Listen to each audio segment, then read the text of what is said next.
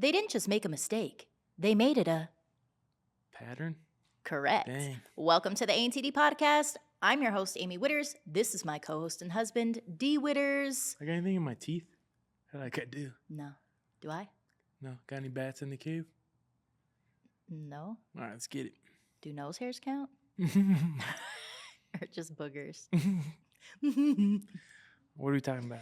Today we are talking about serial cheaters and why some people betray over and over and over and over and over again. Serial cheaters. What's that girl that stabbed her husband? Reese. What's her name?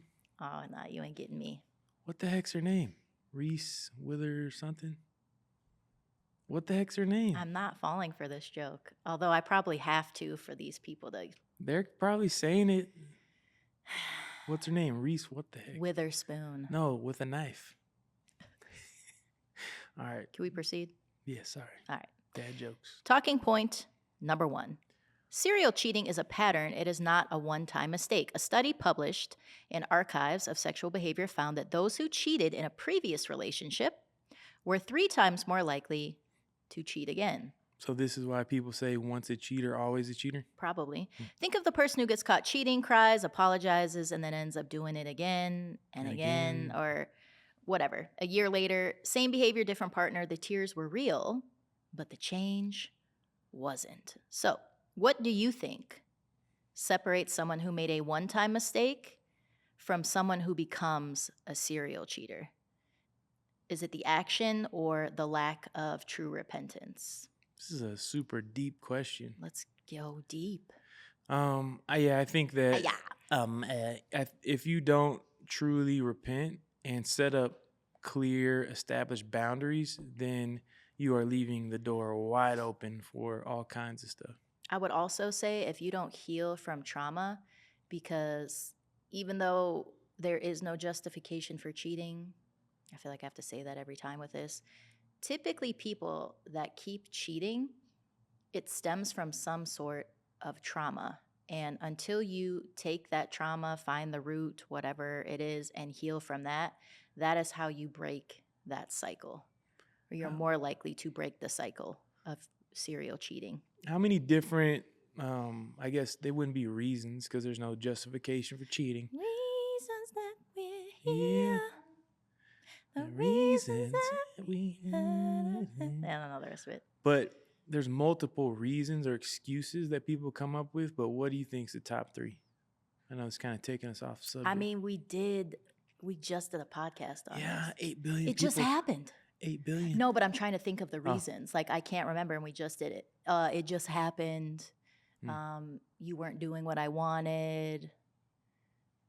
The funniest one, well, not really, but I thought like we were on a break, or well, we were already about to break up. Yeah, I think from like coaching these people, like helping people, it's more like the main one I'm getting lately is we just ended up like roommates. Like we didn't keep working on a relationship. We didn't keep going on dates, and we didn't talk. We didn't communicate, and so you just slowly drift apart over time. And I think that is one of the biggest reasons. And that one sucks. That's one of the worst ones to me, because it's like the person who gets cheated on feels like it's their fault, but it's not their fault. It's the person who did the cheating. It's still always on them, you know? Yeah, but how does that correlate to someone becoming a serial cheater? So I think that when, like, say, for example, you're with someone 10, 15, 20, 30 years, and you drift apart. I almost said you drift apart. I saw it. Then you drift apart, and then you start having an affair, or you start cheating, and then you get away with it, and then you have a fork in the road. It's like, do I recover from this and do the right thing, or just keep doing it? But I don't want to not be with this person I've been with for 2 decades or a decade or whatever. And then you kind of like get to a point where you're like that couple who got caught at that Coldplay concert, and you're obviously doing something you know you ain't supposed to be doing, or why would you have to hide it, you know?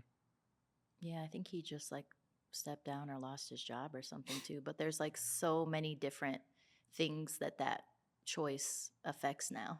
and it's His gonna affect, wife, his yeah, and it's kids. gonna affect them just like the stuff I did that we just talked about yesterday and the day before I did 15, 20 years ago still affects you to this day. It doesn't matter if I'm a completely changed person, it still has a lasting effect on you and your feelings, right?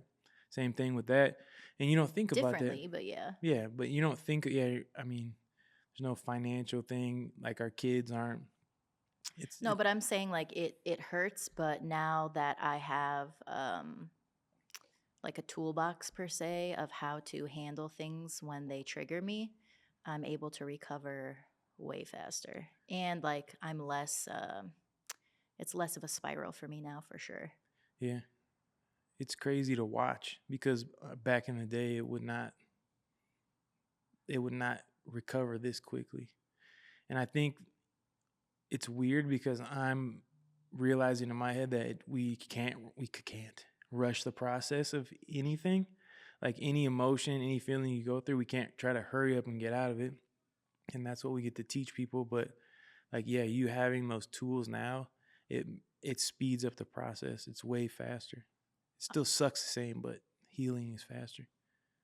Off topic, but do you like my Lord Farquaad haircut? Girl, don't talk about it. Just because your older brother said that you look like Lord Farquaad. I look like Lord Farquaad. It's okay. Nah, you fine, girl. I like your new haircut Lord a lot. Finequad? Yeah. I do too. It's nice and cool for the summer, you know? I like your pink shirt, Pepto Bismol. I had to work before this, so normally I am a hoodie or a t-shirt I kind of totally galley, forgot what we're talking about. Cereal cheater. Serial cheaters. It's okay. We're done with point one. Let's move on to point two. All I right. just wanted to point out my hair. Yeah, you fine. Okay, point two.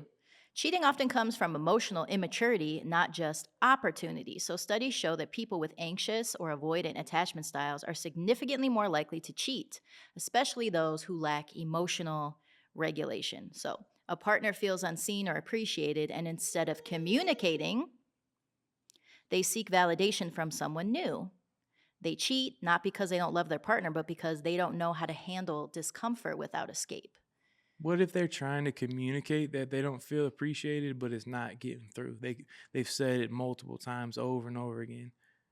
I'm not saying that's a justification for cheating, but I what would do you say do? at that point, you decide if you're going to stay in the relationship or break up and then maybe pursue. But honestly, I think when you're ending a relationship, you shouldn't be jumping into a new relationship. Nah. Like, you need to learn how to be by yourself and you need to heal from whatever things happened in that relationship so that you don't carry that on into another relationship, which is usually not what people do, right? They jump right into a new relationship and then Facts. you wonder why you got the same problems because you ain't heal what's in here. Yeah, and I think You're just trying to gain comfort here. You feel me? where are you pointing to? You know, You know. your nether regions. I think that in my experience, men are more insecure, so they do jump into relationships quicker. Yeah. And they want that.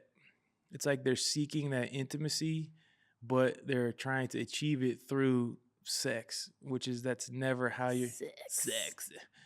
You're never going to achieve real intimacy through sex. You're going to achieve. You got to believe. Do you think emotional immaturity gets enough attention in betrayal conversations? No. And I think a lot of people who have been like SA'd as a kid and you don't realize that your brain couldn't handle that when you were 6 or 7 or 8 or 12. Your brain's not ready to understand what just happened. And then you never fully recover from that. And now you're 30 years old trying to figure out why you're all jacked up in your head. And then It perverts love for you, I think. yeah.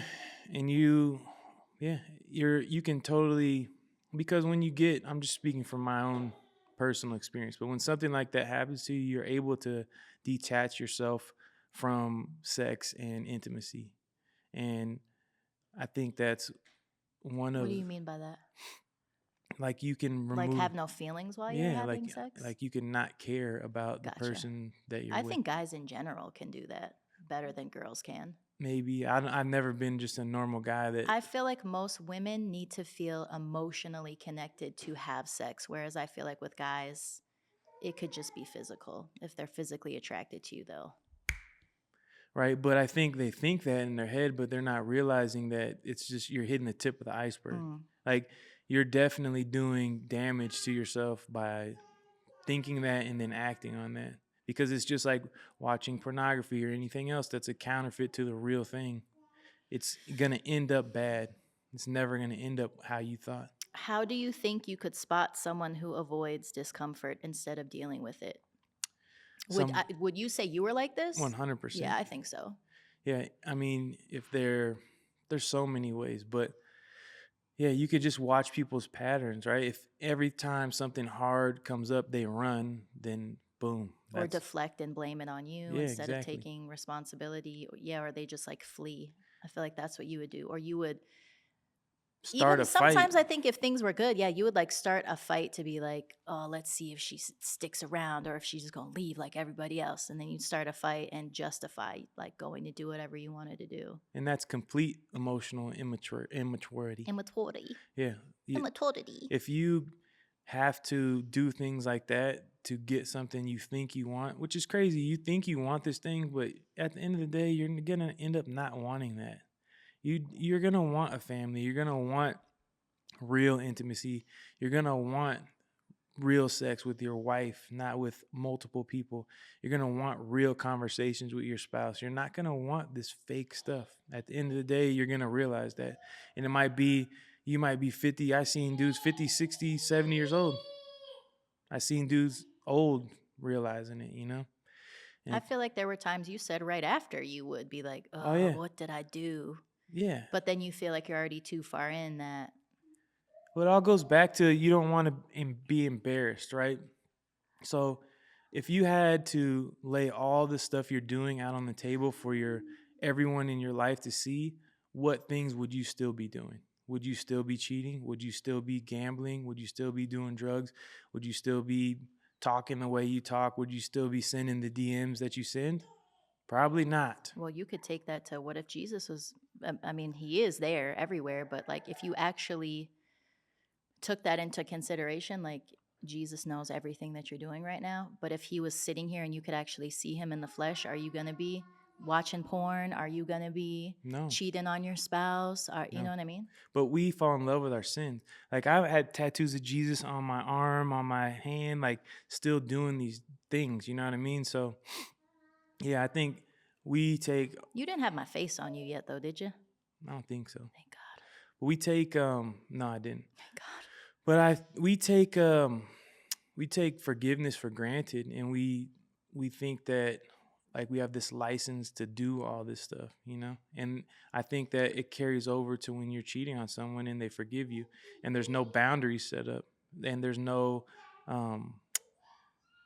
real like gratefulness for forgiveness. Well, and I think people go into relationships with what can you do for me? Not how can I serve you? How can you serve me? Because that's really, especially in a marriage, it's servanthood.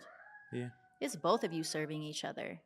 And that sounds scary to some people, or submission sounds scary to some people. But when y'all are actually serving each other, you're both getting what you want. And it's a beautiful thing. Yeah, it's just like us being able to help people with this. Like we are getting so much from just being able to help people. The feedback, the questions, the calls, all this stuff. I feel like it's like very fulfilling and makes me feel like we have purpose. 100%. I honestly feel like when we do these podcasts and when we do this stuff, I'm getting to go to therapy too. Yeah. Like it's healing me too. Mm-hmm. Yeah. And it's like kind of like a date. Yeah. A little bit. But yeah, emotional immaturity, like you have to get to a point in your life where it starts to click in your head that everything that happened to you wasn't your fault. And now you have to make the decision if you're going to keep perpetuating this nonsense or if you're going to be the one who stops it. Period. All right, you ready to get into point number 3? Yeah. Serial cheaters often seek validation, not love. A survey by Trustify found that 74% of men and 68% of women who cheated said it had more to do with feeling unappreciated or emotionally disconnected than physical attraction. So a man who repeatedly flirts or messages other women even after being forgiven for past infidelity isn't necessarily craving connection. He's addicted to attention. Yeah, you're His ego insecure. needs to feel desirable at any cost. Yeah. And what point did you get to where your wife or your husband didn't fulfill that for you? Like, how did you let it get there? Because I always think about me, and I think about Adam in the Garden of Eden and how Eve brought him the apple and he had an opportunity to do the right thing, but he didn't. And then he blamed his wife for it.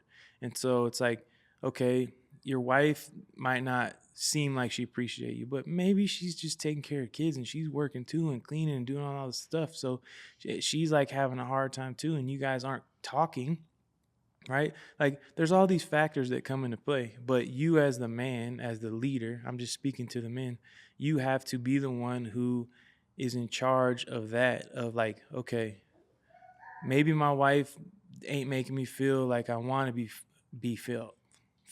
Do you think it's possible for someone who is addicted to validation to be faithful?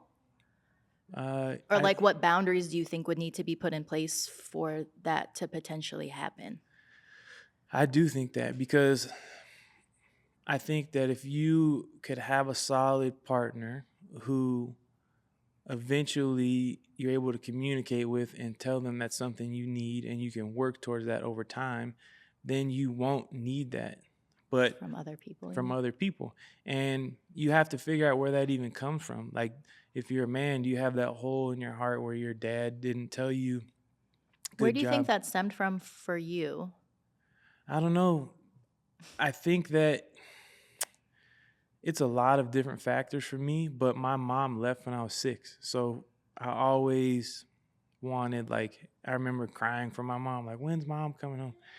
And then I get molested at the same year when I'm 6. So it's like double whammy. I'm jacked up in my head. And then, things get a little better. My mom comes back into my life, but then she dies when I'm 18. And when she's dying, my girlfriend cheats on me. So it's like another double whammy. But I was thinking about this like the last week. Like, when did I wake up and realize, like, okay, all this stuff happened, but I couldn't do nothing about none of that. And I can now. So are you going to keep doing the same things over and over again? Because what made me realize it is how bad I hurt you, and something I did to you 17, 18 years ago, and how that ripple effect still affects you to this day. Well, and I had reached a breaking point also where I was like, you know what? I'm not standing anymore. I can't. So either you are going to change or you're not. And you need to figure that out at this point. Yeah.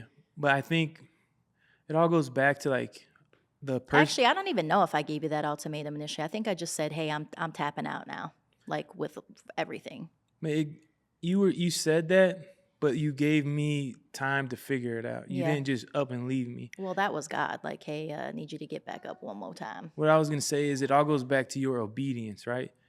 You heard God say to stand for your marriage, and so you did. And then he was right.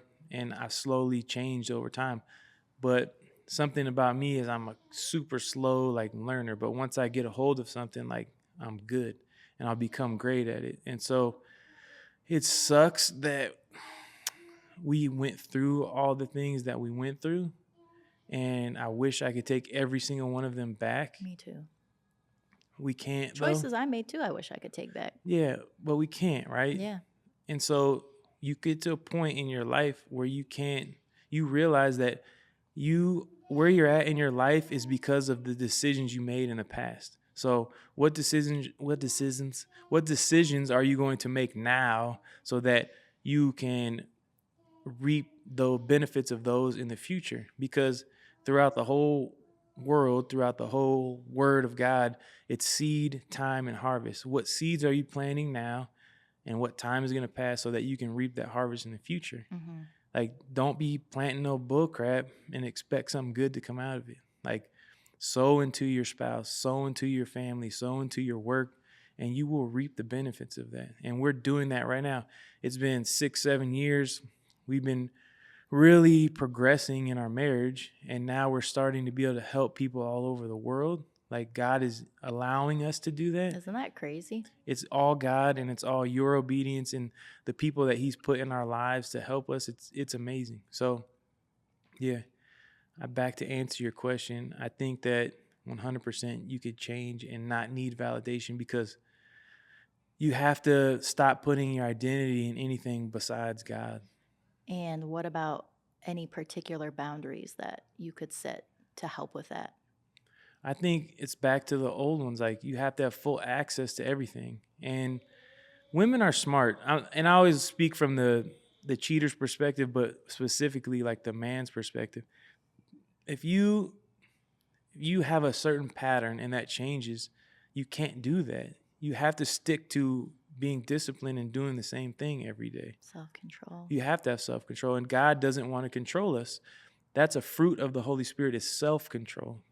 We shouldn't want to control anybody. I don't want to control you. I don't want to control our kids. I don't want to control our clients. I don't want to control anybody. Well, and boundaries are not about control. No. It's about safety, and it's about rebuilding trust. Yeah. It's not about like manipulating someone into doing what you want them to do. Yeah, because they can either accept the boundary and respect it, or can be like, yeah, I'm not going to be able to do that. In which case you decide, okay, maybe this relationship isn't going to work then. Or, okay, maybe it will. It makes me think about my grandparents who would like leave their front door unlocked with like 50 guns right by the front door, like in a case that anybody could have just broke in and stole. And then somebody broke into the house and robbed them and stole my grandmother's ring and all this stuff. And so they started locking the doors. And it's the same thing. You allow your relationship to be open, and then once you make that mistake, it's like a robber coming into your house that wasn't supposed to be in there. It's somebody else getting brought into your relationship that wasn't supposed to be in there, and now you got to lock the doors. But guess what? Locking the doors makes the house safe now. So set up those boundaries so that your house can be safe. Oh yeah, what were we talking about in the car yesterday is like you leave a crack open just enough for somebody to like creep in and open that thing wide, like bust that thing wide open. Yeah, man. So you got to be careful who you're letting in, what you're doing, how you're talking, like stuff like that. Yeah, like you might even be just joking around. Yeah, and someone takes it a totally different way and thinks something that ain't true. And well, everything starts with a thought, right? We think stuff and then we do it. You don't just do stuff. Like, you have to think, I'm going to go get this coffee. I'm going to now drink this coffee. Like, it starts with a thought. So we have to be careful. Life and death is in the power of the tongue. We have to be careful what we say. We have to take our thoughts captive, make them submit to God. You know what's crazy is I never really thought of you as a serial cheater, but you totally were a serial cheater. I have a very addictive personality, and that was with gambling, with pills, with cheating, with everything. And now it's with God and with my wife and with my family. And well, it's very common for people that have addictions to cheat. Makes sense. It's like they're like two to three times more likely to cheat because it's like a high, it's a risk, it's secrecy. Yeah.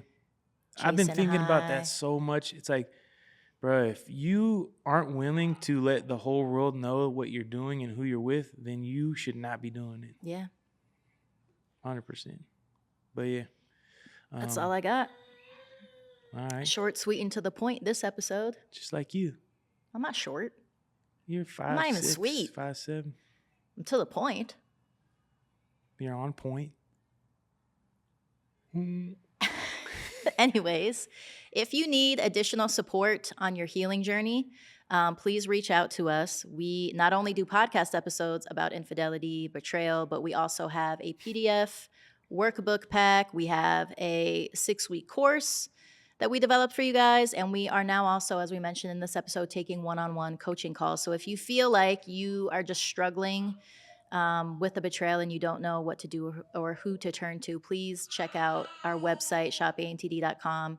We would love to help you on your healing journey. My favorite. And we will catch you in the next episode. Peace. Peace.